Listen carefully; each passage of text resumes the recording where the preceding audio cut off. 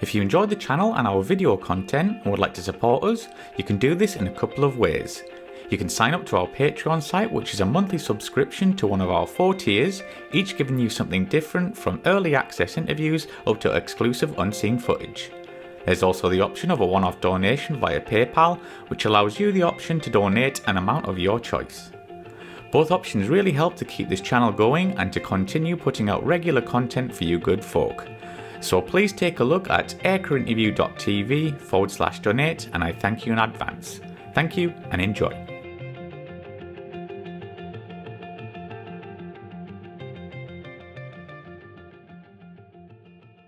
But let's get on to the Mirage 3, and I think you said the CZ. And first CZ. of all, CZ. All right, okay. And how did you get posted to the Mirage? What are you going to put? Yeah, that's the one. You can show this beautiful aeroplane. It's even today. It's a lovely looking machine. It's a good looking jet, isn't it? That's where we got the huge surprise, because we just finished our OCU on the Vampire, and we were just done a couple of flights on the squadron. And all of a sudden, we got this posting to the Hunter. Yeah. And what we didn't realize is we couldn't acquire aircraft because of sanctions on us. And the South Africans had the CZ model, which is the one the Israelis used in the 6-Day War. And then they had the E model, which was the later model. The C model was purely an interceptor. Was supposed to be purely an interceptor, right? And the E model had more of a ground attack role, and it had Doppler and extra fuel tank and that type of thing. They were getting quite old, especially the C model. I went in 73, so they got them in 63. They were looking at another aircraft, and they got the F1. You've spoken to Kulbasturian about flying the F1. Yes. So they were going to get that. So when they decided they were going to buy it, they said, well, we might as well let these Rhodesians, because we were only at that stage, we had 11 Hunters, we needed more. This is a story, and it's not official at all, Mike, but this is a story. There were several different ones, but I think this is the closest. Let the Rhodesians come down, they can work on the CZ, they can fly it, and when we get F1s, they can take it back to Rhodesia. And that's what, and I was about number 5 to go down. So we went to the Hunter, much against everyone. No one was happy about it, because there's some lieutenants going to the Hunter where there should have been senior pilots, but that was the idea. There was to get us cleared up in the Hunter and then go up to Mirage, and that's what happened. 18 months after I was in the Hunter, I was off to the Mirage, and it was a big switch. But my whole ambition in life was to fly Hunter, and the next minute I was there for 5 minutes, and then I was off to the Mirage. But still, it was. Yeah, I mean, it's crazy. Obviously, like, the Mirage is like a famous, French jet. It's beautiful. So what were your first thoughts when you saw it, like, even up close? Were you like, that's an amazing looking jet? I mean, it looks beautiful, but what were your first thoughts? The French lady. Have you ever heard the term of the Mirage? Because it sits on these 3 little legs up there.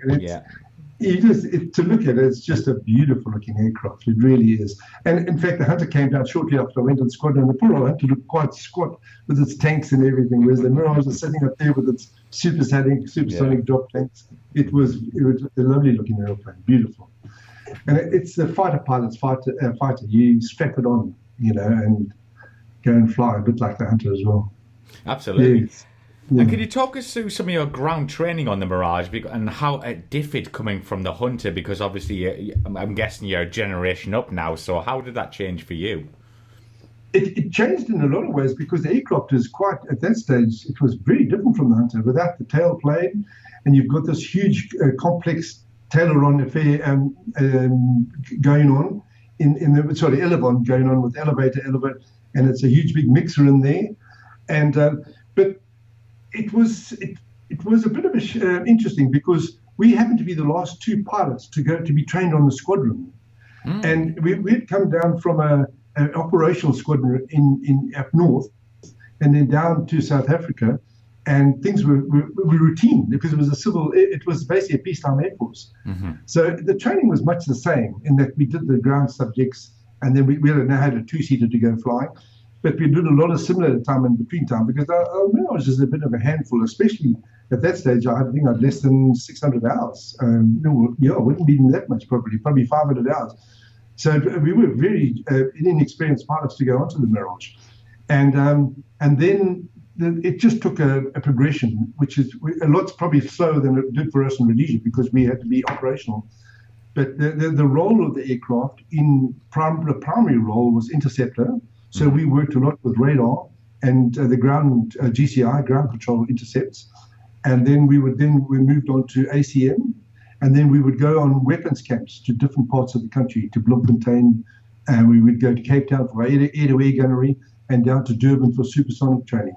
It took quite a while, probably about at least 6 months to get through the training, which was quite a lot for us coming from up north.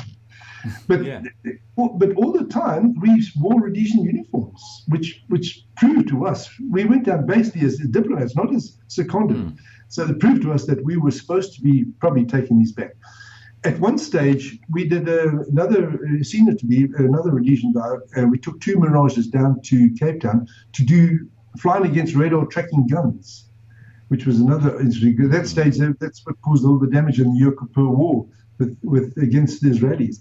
Anyway, we all our technicians were all Rhodesians as well, so that sort of showed us that perhaps the time was coming soon before we go back. But politics got involved. But it was a really, really good time. Yeah, absolutely. And we're going to stick to aviation because I want to know a bit about the Mirage. So obviously you had Afterburner for the first time. What was that Afterburner takeoff for the first time like? That must have been quite incredible. I've got this power. Well, as I said to you early on, when I went into military power, they released the brakes. I thought, but then with America, the French they've got a lovely colloquial post-combustion, they call it. Full afterburner, my word, then she went. And the beauty of the CZ, my instructor was actually an EZ pilot. And because it was heavier, even though it had an Aton 9C, which is the newer engine, if I was taking a formation with him, he'd go full afterburner, and I'd go solid full afterburner. I'd have to come back. It was that much more powerful than the E model. It was so we eventually got airborne, and I'd have to come right back because it actually had a higher angle of attack than we did.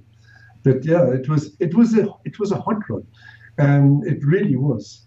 And we never got another reason we probably never got the Mirage. And we had at one stage Israeli pilots come down and fly with us. And this was in '74, just after the Yom Kippur War. And they said, they saw this, said, what's going on here? And said, they're going to take our CZs back. And they said, well, you're crazy. That's your best dogfighter. It was never meant as a dogfighter. It was very basic. And the CZ especially. You still refueled it like you did a Cessna 172 You didn't, really? Like you didn't. Wow. And the fuel gauges were rudimentary. When the guy filled it up, he just put a detote number on there. The gauges had fuel gauges, but by the time the fuel gauges started working, it was almost too late. Wow. And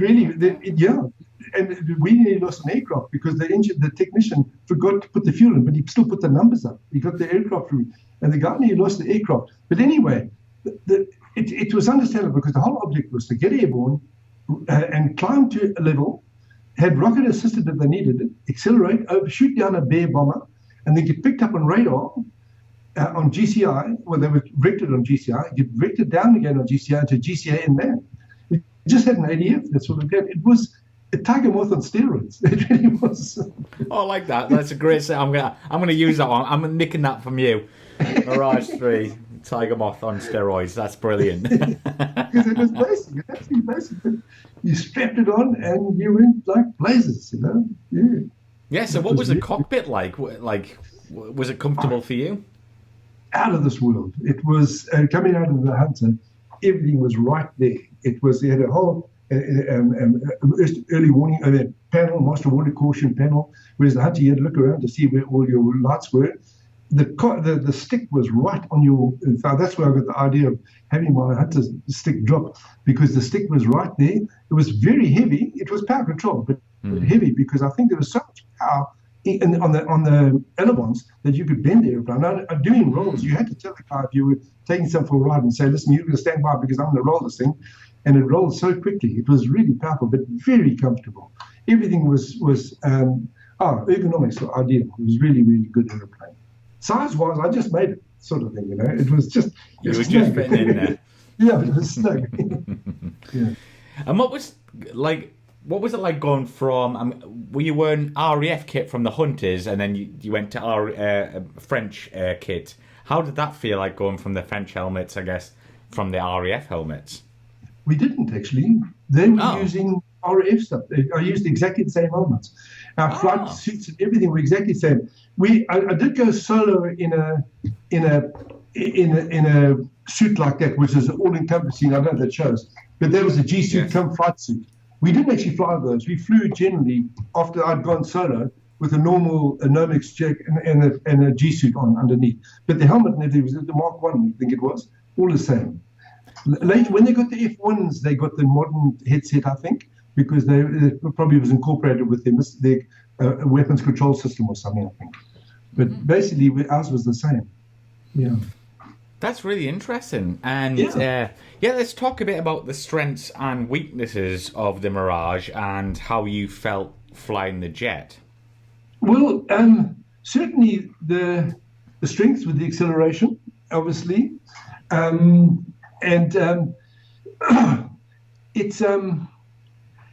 looks obviously wonderful. Handling was very good. But at the end of the day, surprisingly, because it was designed as an interceptor, it actually worked very well as a dogfighter. And that was surprising because it was never intended that way. It was just that the Israelis had done such a good job with it, and then everyone wanted one.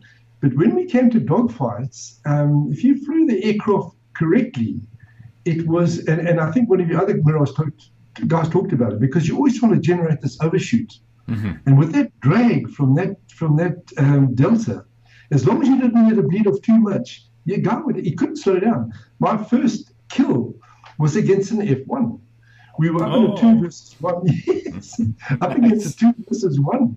And now we weren't allowed to go below 180 knots because once the aircraft, if you did an incipient or a spin or a stall, you virtually had to eject because it took so long to come. It would come out, but it took so long.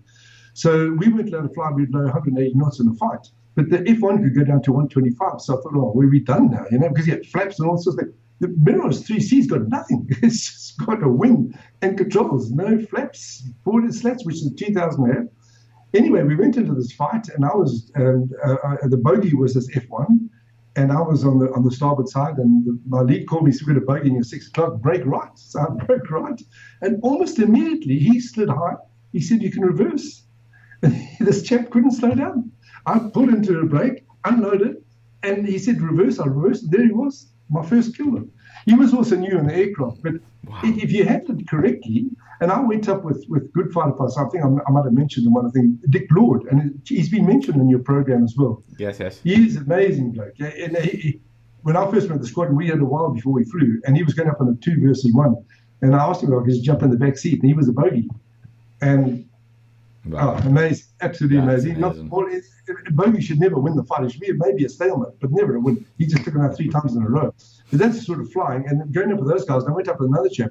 And you had to fly the Mirage really well to turn, you had to use keep it very smooth and use a far better rubber, because as soon as you started using the controls, these great big barn doors would come out and there would be that much more drag. Mm-hmm. But it was at that stage I started doing ACM, and it became a passion of mine. Since then, I've probably told the virtual reality. I'll do it in F-16s now and that sort of thing. But that's where it started on the Mirage. It was a great airplane to fight in. Yeah. Yeah, I've heard from a few people, the Mirage guys and stuff like that, saying it's an absolutely incredible aircraft. Probably isn't a complete pilot thing, but it needed a bigger engine. Is that true? Not necessarily with the CZ. The EZ, I think, certainly needed one. If we had a dogfight with they had another one called the RZ, which was a reconnaissance model, there was also an EZ. But there was no contest basically between because that engine was built for that aircraft. After that, they just started, as they do with the aircraft, they start putting stuff on, and they never actually keep up with the engines as the rule. But that particular aircraft, as far as I'm concerned, it did well. It was. I think the power ratio, weight ratio was very good. Mm-hmm. And on the CZ, that's why I was keen to talk about the CZ, because that's sort of my baby. I would just like to mention as well about the Mirage. Giora Epstein, he's got 17 kills He's probably on jets. No one will ever overtake that, I don't think. And I heard an interview of his once where he said he flew the Nesha, which was the Mirage 3C, or 3. It was a ground attack aircraft, I think. Well, obviously also air-to-air. But it wasn't the Kafir. It was the original Mirage 3 that they built. And he flew the F-16. And the interviewer asked him and said, which one did you actually prefer flying? Now, I always wanted to fly the F-16, and there's one that sits on my table here. That was my love. When I first saw it, I wanted to fly one of those. And he sat there and he thought about it for a while, and he said, actually, the Mirage. And I thought, that's a surprise. He said, because I'm actually flying that aircraft. No one else. He says, when you got the stick over here, you just wanted the inputs. And he said he felt that. And so there was, after that, I actually thought, no, I've done all right now. I'm playing the Mirage 3C. I'm quite happy. So, like in the Mirage, you can feel the feedback and everything. You can feel what the jet's doing. Yeah. Absolutely. You can obviously through power controls, but it's got a very good balanced feel to the whole thing. You just have to be careful. I never got in a situation because you could high speed stall it, then the game was over. It would just depart, And I never got to that stage. I got one time quite close, and it took a lot to unload to get out of it because obviously everything happens over the top of the wing.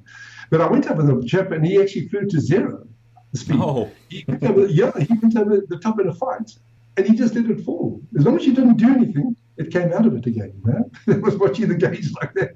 Yeah. But you just had to fly it well, and it took I was only there for 3 years, and I'd probably have done another 5 quite happily to get it all under my belt. But we had a lot of fun as well. A lot of fun. Yeah. So what was your frontline squadron on the Mirages like, and where were you based? Like, what was your day-to-day role as a pilot on the Mirage 3? It basically, we were based in Pretoria, the Waterkloof. That's where all the fighters were there. They dispersed after I left to different parts of the country. But it was primarily our role, and the most of the flying we did was intercept. With training radar interceptors and also for ourselves. And it was sometimes disappointing because the radars were the original Serrano 1 and they didn't do all that well, but that was a primary role. But in between that, we would do ACM. Once we'd done the sort of course of it, and we would do ACM. And also we found with the Peacetime Air Force, the guys were very senior. It was the 2 Squadron was their elite squadron at that stage. And the guys were involved in all sorts of stuff. So us lowly Rhodesians quite often got to fly a bit more, and we got to do that. But we had these camps as well. We would go for 2 weeks to do a weapons air-to-ground camp in Bloemfontein or Petersburg, or we said we were going to do air-to-air gunnery down in Cape Town, which was amazing because you had the mountain backdrop, and it was just absolutely amazing. And it had to be a good day, otherwise you'd shoot ships. So that was beautiful. And we go down to Durban to do supersonic ACM. So you could actually go into a fight, go supersonic without blowing people's ears off, and just fight with unlimited sort of thing. So it was good from that point of view. It was very interesting. It changed a lot when I left because then they had their own little conflict going, and things changed quite a bit with combat. They had the F-1 and they were deployed, so it was quite different after I left. Sorry, I didn't answer all your questions about you asked me about the weaknesses and the strength of the Mirage. I got down to dogfighting, and that they used it to its best capability. Let's put it, and then obviously Israelis did as well. But the high drag you had to be very careful with, and obviously the basic fuel system. It was very basic, and you had to make sure everything was in this place. Otherwise, as I said, we nearly lost a couple of aircraft because they're big. But that's the way it was designed, and they just made the most of it, I think, at the end. Yeah, and like the Mirage was it like easy to maintain for the guys on the ground? Because it looked like, as you say, it was kind of simple, but was it like easy to get ready to, apply weapons, put the bullets in, ready to go? What was that like for the guys on the ground? Yeah, easy. The Mirage was like the Hudson. It had the pack.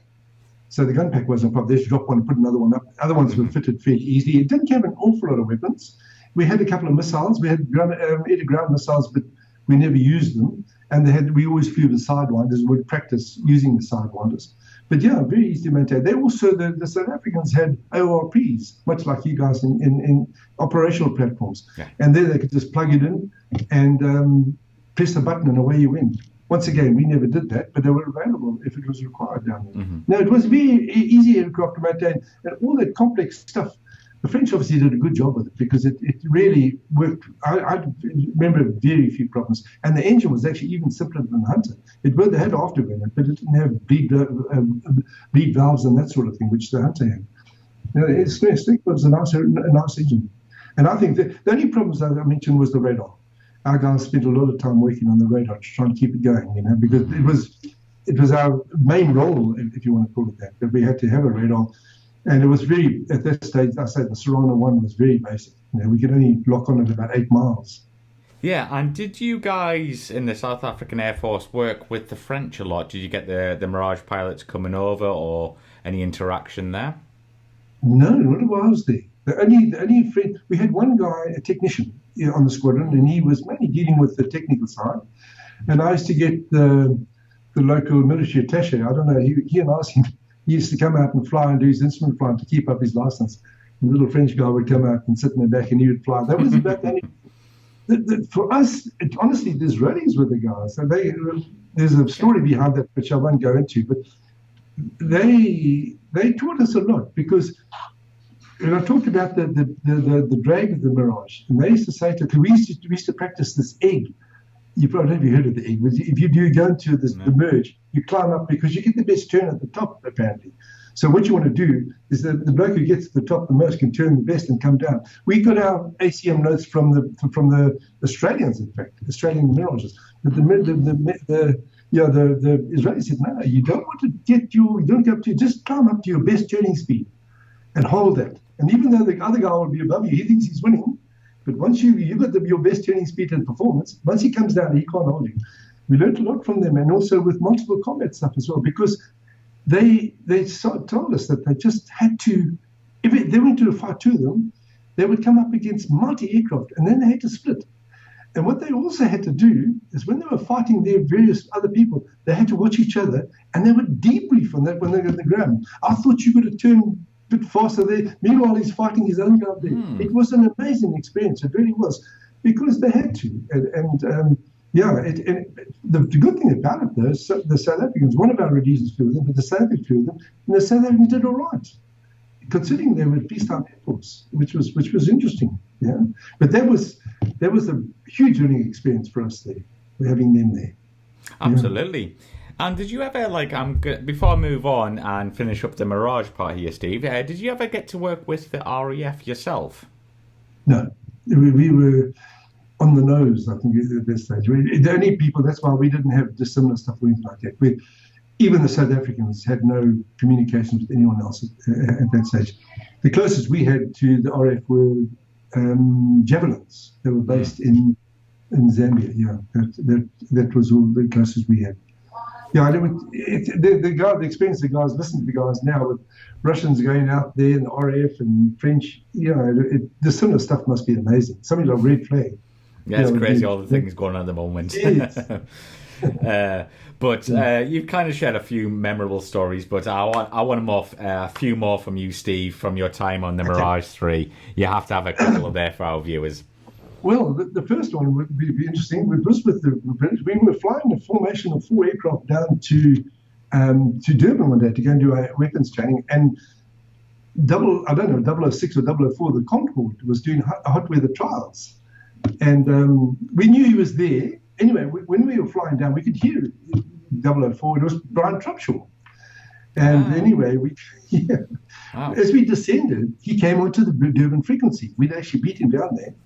And my boss on the spur of the moment said, listen, any chance of us coming formating on you? He said, yeah, I think he was ex-military. I don't know. He said, yeah, sure. So we went out over the sea, and two of us, we obviously quite spaced from him, but two of us on either side, and we flew around, and we quickly had to land because we were running out of the Mirage didn't carry too much fuel. So we came and did our landing, and taxied in, and the tower came up and said, quickly, he's coming to give you guys a Vita. And I just remember sitting there on the flight line, looking at it. I just saw was black smoke, and this is the Concorde coming. And he came by and he just went straight up. It was an amazing experience, Wow. Yeah. So that was a really interesting one. And also made a feature movie on the squadron, which turned out to be quite exciting because a friend and I was a junior guy. If someone's got to go and fly the aircraft, they can take pictures of you in the Mirage. So he and I jumped in. We just all this flying, which you don't get much chance to do. Having photographs taken. The movie didn't turn out to be very good, but it was quite exciting. But then the other thing, I heard a chap talking the other day about the Mirage and flight tests. When I realised things sometimes are quite slow on the squadron, and the South Africans had a really, really good service centre at Jan Smuts Airport, the main airport. They had it was because they put the Mirages together and everything. And anyway, someone called me up and said, "Listen, you've got to go and do an air test tomorrow." So I went across with this chap and we climbed into our Mirages. And in the Hunter, we still always have to write everything down. But here, it was just sit there and this clean Mirage, no tanks, without a radar, so there's bullet nose, and like new because they'd all been sprayed. Anyway, we took off and did our air test. I came back and I still had half a tank of petrol. So I said, the bloke went off and he said he was doing these things. So I went to the engineer and I said, "Listen, I came back with half a tank of fuel here. Can I go and play afterwards?" And they looked at me a bit strangely and they said, "Yeah, sure." So I went back with him, and it was really a chore to go and do air tests. Mm-hmm. So then the bloke said to me, "Next day, you've got to go back again." And so I said, "Oh, boy, do I have to?" Oh, bloody hell. So I rushed back, did my air test. We just had to get airborne, write everything down, fly to 1.6 to make sure these little masks came out the side. And then he said, "Okay." So I just descended into the low-flying area, did the aerobatics, and had this beautiful instrument they call the boom, which is a ball, I think. It's the AH. It's taken off the air data computer. And it's all singing and dancing, not like the old Hunter, which is uncaged. If you didn't cage it, the whole thing would flop over. So aerobatics and everything. And then I got two involved in it. One day I went taxied out and I had a single seat, a two-seater. This thing here, this is the two-seater BZ. And that is not a weapon. It's not a weapon. It's purely a trainer. So it was way more powerful than the other one. And I was sitting on the cross runway one day and a UAT DC-10 landed. And a French airline. So I was sitting there waiting to take off, and the tower said, "You're going to have to hold for the Mirage is about to take off," because he turned off the runway. And I said, "Well, I have to show this French guy what his aeroplane doing." And I went into full dry thrust. There was into mini after wind. She started to creep, and I went full after, let the brakes off, and I was airborne halfway down the runway. I went past him at 300 knots.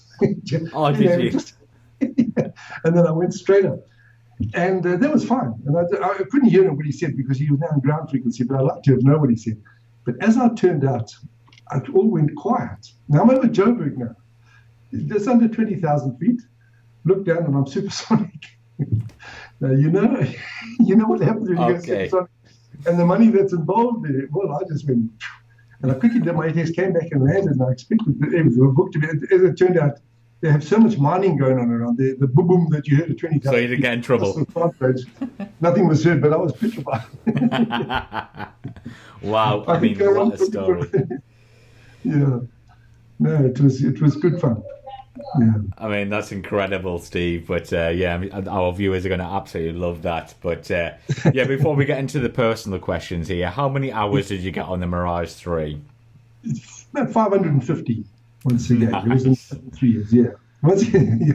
Very nice. It's very cool. Mach 2 and all that sort of stuff. Yes. Absolutely. Yeah.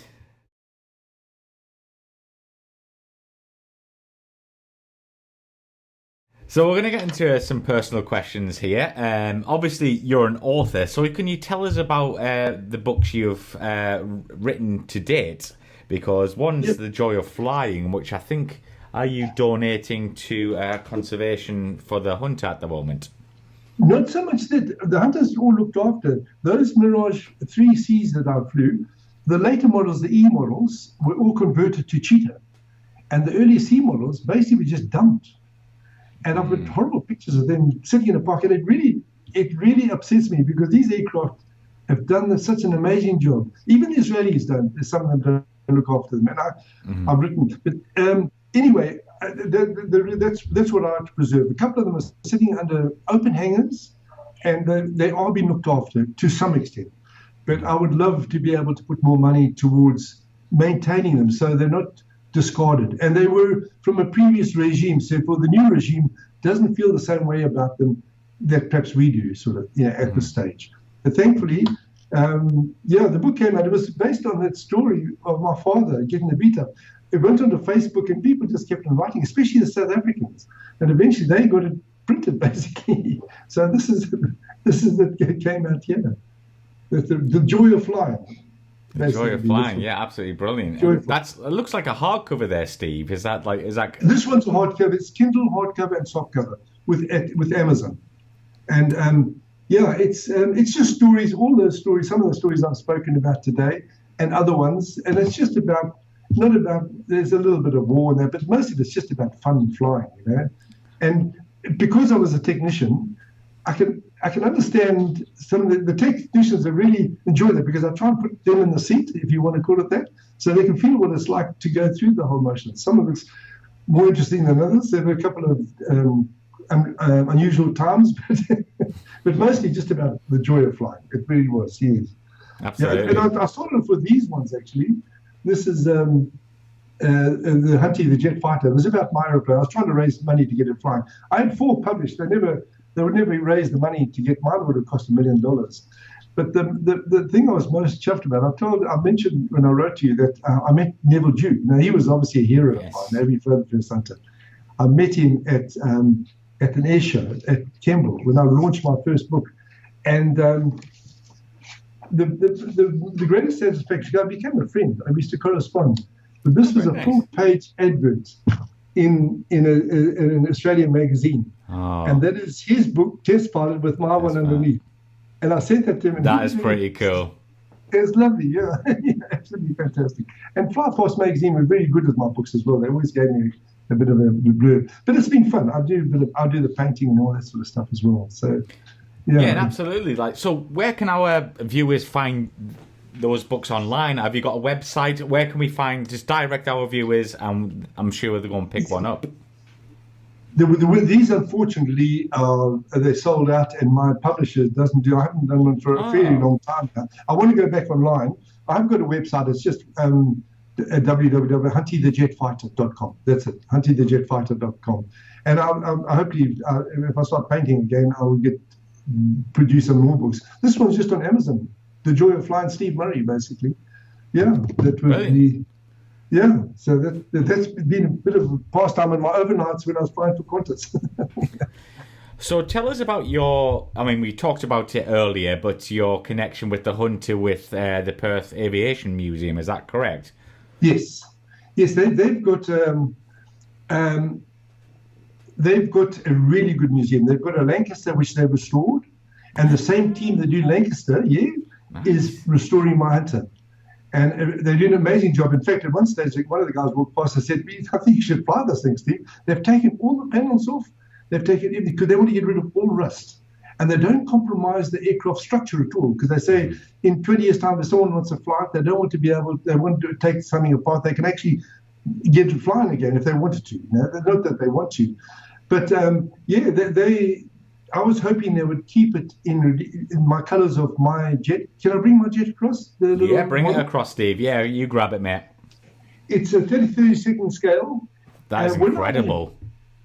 When I realised I couldn't get my Hunter flying, I donated it to a museum in New South Wales, and they kept it in these colours. Well, this is basically the same as I bought a Singapore one, but it just had a blue line underneath. But anyway, they kept in these colours, and it had my name on the side and Indonesian mark, because this aircraft was shot down 1280 in the war. Wow. It sounds weird, but it was taken by one AK-47 round, which took out the hydraulics. Wow. And when he came to put the gear down, it somehow affected the gear. So he couldn't get the gear down. He had no power controls. It was at night, so he ejected. So this has restored this aircraft into. Did you see your names on the canopy there, Steve? That's it. There he is. So if you put it up if you lift it up a bit for our viewers, because it's like bit to your left, and a bit above. I want to see it. Sorry, I'm being really nerdy here. Right, there we go. Okay, got it. Yeah, it's perfect. it's one of the museum guys. He's actually, because this is going to sit next to the Hunter. The Hunter will be in RF colors with a little kangaroo on the side because they were larrikins. But this will sit in a case next door, and it says here, aircrew, the memory of the aircraft who perished in the Rhodesian Bush War, and to the Hunter 1280 itself, they were shot down. Wow. So, yeah, it's a bit of history. That's what, I'm very pleased about it. And as I said, they made the model up. It's a beautiful model as well. Honestly, yeah, you sent me a few photos, and it's an incredible model. Yes. But do you get involved like on a daily basis or weekly basis with the team? I did initially. It's a volunteer organisation. It's a long way from where I live. It's an hour and a half away. Oh, okay, yeah. But it sort of got a. Yeah, I go down fairly often and go and see how they're coming along, basically. When you can, yeah. At some stage, once the things are settled down, you're probably going to ask me my hobbies. So I hear you ask people. I've got an 11-year-old daughter, and running after her is quite a hobby at age 74. So I get down when I can, basically, and see how things are going. And the guys have been very good about it. Because I donated it to them. And they do, especially in the cockpit, they do an amazing job. The guy is an instrument man himself, and he's made everything work in the cockpit. Everything, all the lights. That's incredible. And it was underwater at one stage. He's done an amazing job. That's amazing. Yeah. Hard work pays off, I guess. Yeah, it is, and they get on with it. Only one of them is I think only one of them is an engineer. A lot of them are car mechanics and the rest of it. They just enjoy being around aeroplanes. Brilliant stuff. That's what we need. All us nerds love that. So yeah. That's right. Yes. Absolutely. Yeah. But so apart from aviation, do you have any hobbies, Steve? Yeah, when I was flying, particularly in the airlines, fitness is always a big thing, especially as a pilot, especially as a fighter pilot. Well, you want to, and it became a hobby. So I used to do swimming, cycling, jogging, and squash was a favorite one. Squash was I don't know if the RF was the same, but in Rhodesia, every base had had a squash court. And it's the only thing we could leave the squadron for was to go and play squash because of the hand and eye coordination. So we had a guns ladder for our gunnery, we had a rockets ladder for our rocketry, and we had a squash ladder. So when we played squash, so that's incredible. So we all became quite good squash players at that stage. Yeah. And then sailing and kayaking. When I retired to northern Tasmania, and I had a nice, exciting sailing dinghy there and yacht and kayaks. And then out of the blue came our little late lamb, Amy. So we've been and Qantas has been good. We travel a lot. We like traveling because we get good travel with Qantas, and we cruised all around the world in the last 10 years, which has been fun. And I read a lot. I read a lot of sailing, tall ship sailing stuff from the Napoleonic Wars. So that's been fun. And I still get to fly as well. A friend of mine in Tasmania owns helicopters, and he doesn't fly them, so they're his toys. And I get involved with STEM with schools. I don't know if you have STEM. Science, technology, engineering, maths, yeah. And the aviation, that involves all this. So my friend used to let me fly the helicopter to the school, land there, and then speak to the kids. Yeah, so it was. As you do, Steve. So it's been fun. Brilliant stuff. But I think I know the question to this one, the answer, to this question. But favourite aircraft you've flown? I'm going to pin you down to one. I would, if I was to go back and fly again, either the two, and my Hunter mates wouldn't be very happy with me, it'd be the Mirage. Yeah, it would be, and it's because it had everything. I think, especially with the afterburner, the power, and all that sort of stuff. It was really, the Hunter is just a lovely, very solid working aeroplane. It did a wonderful job, and it's been with me all my life, and I'm still very much involved, as you can see. But the Mirage, in fact, the last question someone asked me on an interview was, which airplane would you like to fly again, the Hunter or the Mirage? And I said the F-16. Yeah, that was actually good. Yeah, that was actually my next question here, Steve, is like, well, maybe it's a bit different, but any aircraft you could fly from past or present? The F-104, past. Right. I just heard once, it's a rocket ship. And it's the same sort of thing. You strap it on, you're sitting in front of this great big rocket, and if the wing tank's on, you can't see the wings, apparently. Yes, yeah. And I just think that would be, it always appealed to me, that would be really, really interesting. And I think the F-16, it's you've got all these more modern ones, but the F-16, the first photograph I ever saw was 1974, and I actually painted it from the photograph. And to me, that was just a fighter pilot's fighter. This wonderful view, sitting back, reclined seat, side stick controller, the power in the world. I think it would have been an amazing aircraft to fly. The F-15, the Sukhoi 30, they're huge aeroplanes. They're amazing aeroplanes. But you want to strap in a fighter on and go flying, I think. That's how I see it. Yeah. Yeah, absolutely. Well, Steve, thank you very much for a brilliant interview. I'm going to link everything down below for your books, but I really appreciate your time. It's been an absolute pleasure talking to you. I could talk to you for hours, but thank you very much for coming on the show, mate. You're welcome, Mike, and I really appreciate what you do for the flying fraternity. It's lovely to have stuff like this on. It really is. So well done. Thank you. Thank you very much.